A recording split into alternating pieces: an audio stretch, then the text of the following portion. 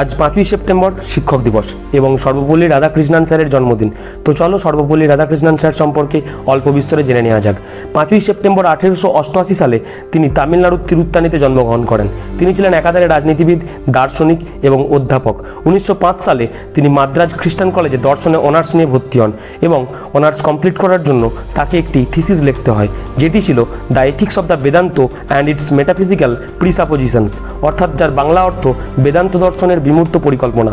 1918 সালে মাইসোর ইউনিভার্সিটি থেকে পড়াশোনা সম্পূর্ণ করার সময় তিনি দুটি গ্রন্থ রচনা করেন, যার প্রথমটা ছিল the philosophy of Rabindranath Tagore এবং দ্বিতীয় the rain of religion in contemporary philosophy.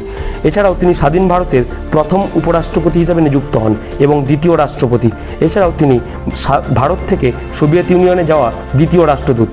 এর সাথে সাথে বেনারস হিন্দু ইউনিভার্সিটি এবং অন্ধ্র ইউনিভার্সিটির ভাইস চ্যান্সেলর হিসেবেও তিনি নিযুক্ত হয়েছিলেন। তার পুরস্কারের থলিতে অনেক সম্মানীয় পুরস্কার রয়েছে, যেমন তিনি 1931 সালে নাইটহুড, 1954 সালে ভারতরত্ন, 1975 সালে টেম্পলেটন প্রাইজের মতো অসংখ্য সম্মানীয় পুরস্কারে পুরস্কৃত হয়েছেন। তিনি 16 বার নোবেল প্রাইজ ইন লিটারেচার এবং 11 বার নোবেল পিস প্রাইজের জন্য নমিনেটেড হয়েছিলেন।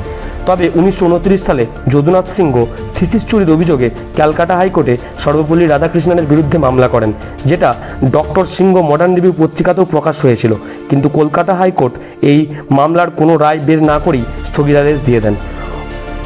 অবশেষে তিনি 17 এপ্রিল 1975 সালে পরলোক গমন করেন।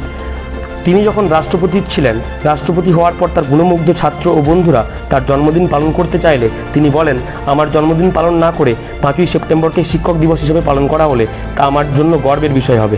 এরপর থেকে তার জন্মদিন ভারতের শিক্ষক দিবস হিসেবে পালিত হয়। Thank you.